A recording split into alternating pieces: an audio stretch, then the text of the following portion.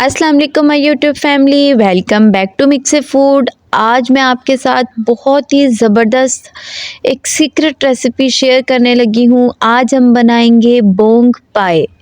ये बहुत ही secret recipe है और इतने मज़ेदार बनते हैं। अगर आपने एक बार ये रेसिपी ट्राई कर ली तो आप बार बार इसी रेसिपी को ही फॉलो करेंगे।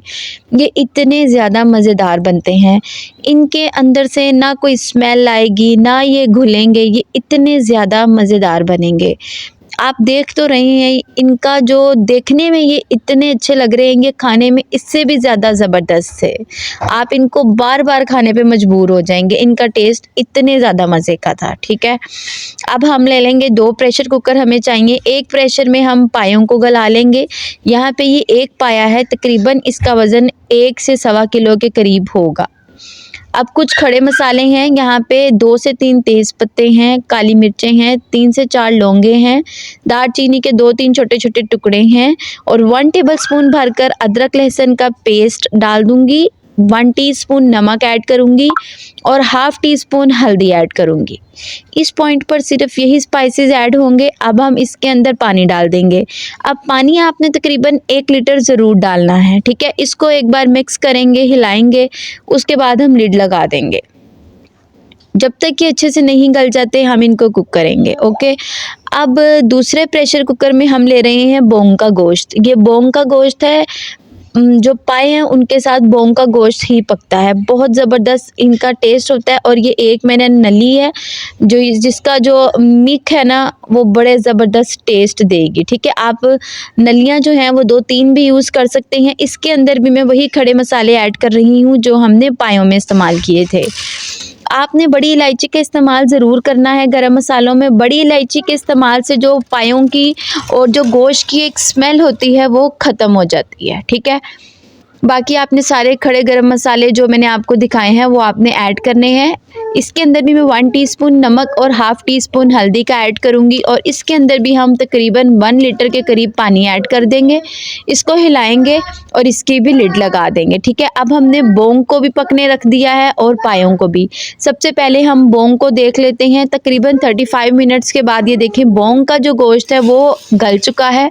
गोश्त आपने इस तरह से गलाना है कि गोश्त सॉफ्ट हो गया हो लेकिन घुलना नहीं चाहिए, जैसे मैंने आपको दिखाया है। ठीक है, 35 मिनट्स आपने ना मीडियम फ्लेम पर इसको कुक होने के लिए पकने देना है। अब ये देखिए बोंग जो है वो हमारी गल चुकी है, गोश्त जो हमने रखा था वो गल चुका है। अब हम इन सारी बोटियों को निकाल लेंगे और जो यखनी है उसको हमने बाद में इस्तेमाल करना है। आपने इसको फेंकना नहीं है, यखनी को संभाल के रखें, यखनी हम आगे इस्तेमाल करेंगे। यखनी को हमने सिर्फ छान लेना है ताकि जो साबुत खड़े मसाले हैं वो हम बाहर निकाल दें, बस उनका जो टेस्ट आना था वो आ चुका है। अब दूसरी तरफ ये जो पाए हैं ये भी गल चुके हैं। पायों के गलने की निशानी ये होती है कि जो बोटी है ना पायों के ऊपर वो अलग होना शुरू हो जाती है। ठीक है, पाए भी अच्छे से गल चुके हैं। अब बोटियां जो हैं पायों के ऊपर वो अलग नहीं हुई हैं लेकिन वो अलग होने को तैयार हैं। पाए इतने सॉफ्ट आपने गलाने हैं। ठीक है, पाए भी गल चुके हैं। अब हम पायों को निकाल लेंगे और जो यखनी है उसे हम छान लेंगे। जितने साबुत खड़े गरम मसाले हैं वो हम निकाल देंगे। अब हम एक मसाला तैयार कर लेते हैं पायों के लिए। एक बाउल ले लिया है, उसके अंदर मैंने 2 टेबलस्पून भरकर सुर्ख मिर्च का पाउडर ऐड किया है। ये जो सुर्ख मिर्च मेरे पास है ये बहुत ज़्यादा तेज़ नहीं है, इस वजह से मैं 2 टेबलस्पून इस्तेमाल कर रही हूँ और 2 टेबलस्पून भरकर ही मैंने यहाँ पे ऐड किया है धनिया पाउडर और यहाँ पे 1 टेबलस्पून ज़ीरा और 1 टेबलस्पून सौंफ मैंने इन दोनों को पाउडर बना लिया है वो ऐड करूँगी और हाफ़ टी स्पून मैं यहाँ पे ऐड कर रही हूँ हल्दी, क्योंकि हल्दी हमने पहले भी यूज़ की है और नमक भी यूज़ किया है, इस वजह से हम नमक तो बिल्कुल ही ऐड नहीं करेंगे क्योंकि यखनी में नमक है। हम बाद में टेस्ट कर लेंगे, अगर कम लगा तो नमक और डाल लेंगे। और यहाँ पे मैंने 1 टीस्पून भरकर भरकर गरम मसाला पाउडर ऐड किया है और 1 टेबलस्पून ही अदरक लहसुन का पेस्ट मैं यहाँ पे भी ऐड करूँगी। अब यहाँ पे जो है ना एक हमारा अच्छा सा मसाला तैयार हो गया है। अब इसके अंदर थोड़ा सा पानी ऐड करूँगी और इसका एक अच्छा सा मिक्सचर मैं बना लूँगी। ये हम मसालों जो हमने पाए वगैरह गलाए हैं, बोंग पाए, हम उसका एक मसाला बना रहे हैं। उसका जो हमने शोरबा बनाना है, ये उसके लिए हम मसाला तैयार कर रहे हैं। ठीक है जी, अब ये मसाले जो हैं ये तैयार हैं। अब हम एक बड़ा और खुला बर्तन लेंगे। खुला बर्तन इसलिए कह रही हूँ क्योंकि जब हम चम्मच चलाएंगे तो हमने पायों को और जो दूसरा बोंग का गोश्त है उसको हमने बहुत ज़्यादा घोलना नहीं है। ये उसी सूरत में होगा जब आप खुला और बड़ा बर्तन लेंगे। यहाँ पे मैंने एक बड़ा और खुला बर्तन ले लिया है। अब इसके अंदर मैं 2 छोटे साइज़ के प्याज हैं, उनको मैंने रफली पेस्ट बना लिया है। जो होता है ना हमारे पास मसाले वाली जो जार होती है जो जूसर के साथ हमें मिलती है, उसके अंदर मैंने ये एक रफली 2 छोटे प्याज को काट के और थोड़ा सा पानी ऐड करके इसका एक पेस्ट बना लिया है। उस प्याज को मैंने 2 प्याज मैंने छोटे साइज़ के लिए थे, ठीक है। पेस्ट बनाने के बाद मैंने ऑयल में ऐड किया है। जब प्याज का पानी जो है खुश्क हो जाएगा और प्याज का कलर चेंज हो जाएगा, फिर हमने जो ये मिक्सर बनाया है, मसाले तैयार किए हैं, ये हम इसके अंदर ऐड कर देंगे। थोड़ा सा पानी उसी बर्तन में मैंने हिला के इसके अंदर डाल दिया है। अब हम ऑयल जब तक सेपरेट नहीं हो जाता इस मसाले की अच्छे से भुनाई करेंगे। अब ये कुछ प्याज है, ये 3 छोटे साइज़ के प्याज थे, ठीक है, जिनको मैंने गोल्डन ब्राउन कर लिया। अब हम इनको पीस लेंगे।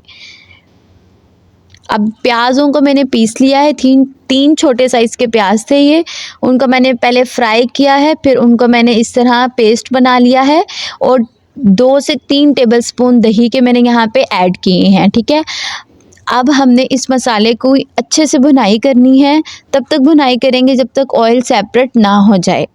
अच्छा, एक बात मैं आपको यहाँ पे बता दूँ, यहाँ पे मैं ऑयल, इस रेसिपी में मैं ऑयल बहुत ज़्यादा कम यूज़ कर रही हूँ क्योंकि जो दूसरा जो गोश्त है ना और जो पायों के लिए मैंने नली वगैरह इस्तेमाल की थी, उसका भी काफ़ी ज़्यादा अपनी चिकनाहट होती है, तो यहाँ पे मैं कम ऑयल यूज़ करूँगी क्योंकि यखनी में ऑलरेडी बहुत ज़्यादा चिकनाहट है। अब ये देखिए मसाला जो है वो अच्छे से भुन गया है, ऑयल सेपरेट हो गया है। आपके सामने देखें इसकी कंडीशन, ये किस कदर ज़बरदस्त तरीके से भुन गया हुआ है, ठीक है। जब मसाला भुन जाएगा, मसाले की अच्छे से भुनाई हो जाएगी, फिर आपने पहले पायों को ऐड करना है, जो पाए की बोटियां हैं, ठीक है, उसे ऐड करना है और मसाले के साथ उसे भून लेना है।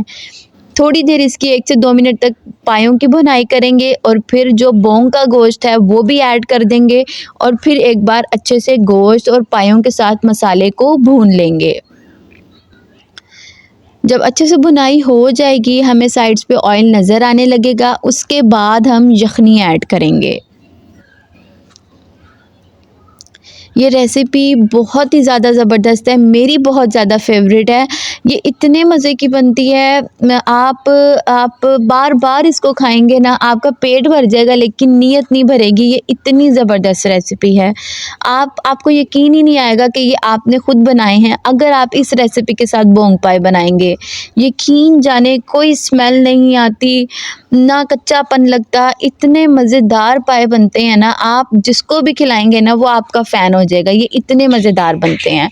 मैंने तो ये पाए जब भी ट्राई किए हैं, इस रेसिपी के साथ बोंग पाए मैंने जब भी बनाए हैं तो मेरी तो बहुत तारीफ़ें होती हैं कि बहुत ज़बरदस्त पाए बने थे। तो आप भी इस रेसिपी को ज़रूर ट्राई करें, आपकी भी बहुत वाह-वाह होने वाली है, ये इतनी ज़बरदस्त रेसिपी है। अच्छा जी, जो गोश्त है वो भी भुन चुका है अच्छे से। अब हम इसके अंदर यखनी शामिल कर देंगे, जो यखनी हमने बचा के रखी थी। ये देखें ऑयल जो है वो सेपरेट होना शुरू हो गया और बबल्स बन रहे हैं। इस पॉइंट पर जो हमने यखनी है वो ऐड कर देनी है। यखनी ऐड करने के बाद जब एक उबाला आ जाएगा, फिर हम नमक टेस्ट करेंगे। अगर हमें नमक कम लगेगा तो हम नमक ऐड कर देंगे और अगर आपको मसाला भी कम लगे तो आप गरम मसाला ऊपर से 1 चम्मच ऐड कर सकते हैं। लेकिन जो स्पाइसेस मैंने बताए हैं आपको, उसके अकॉर्डिंग ये बहुत ही ज़बरदस्त बने थे।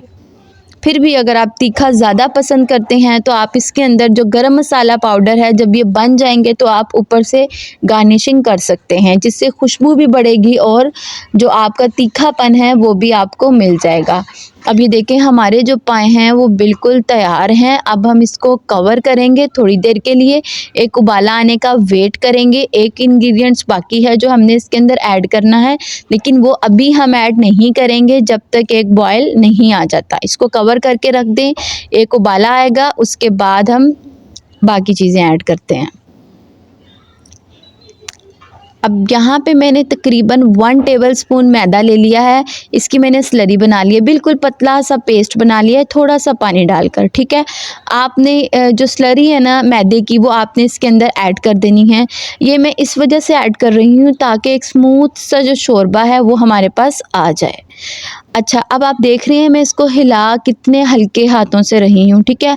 आपने भी बिल्कुल इसी तरह से स्लरी डालते हुए, जो मैदे की स्लरी हमने बनाई है, डालते हुए इसी तरह हल्के हल्के हाथों से हिलाना है। अगर आप बहुत ज़्यादा ज़ोर ज़ोर से हिलाएंगे ना तो जो गोश्त है ना वो टूट जाएगा, क्योंकि वो ऑलरेडी नरम अच्छा लगता है। आपने सिर्फ हल्का हल्का हल्के हाथों से ही हिलाना है। अब हमारे पाए बिल्कुल तैयार हैं। बहुत ज़बरदस्त बने थे। आई कांट बिलीव कि ये मैंने खुद अपने हाथों से बनाया है। जब आप भी बनाएंगे तो आपको भी यकीन नहीं आएगा कि आपने ये अपने हाथों से बनाया है। ये इतनी ज़बरदस्त रेसिपी है, आपने रेसिपी को ज़रूर ट्राई करना है। मिलते हैं अपनी अगली रेसिपी के साथ, तब तक अपना ख्याल रखिएगा।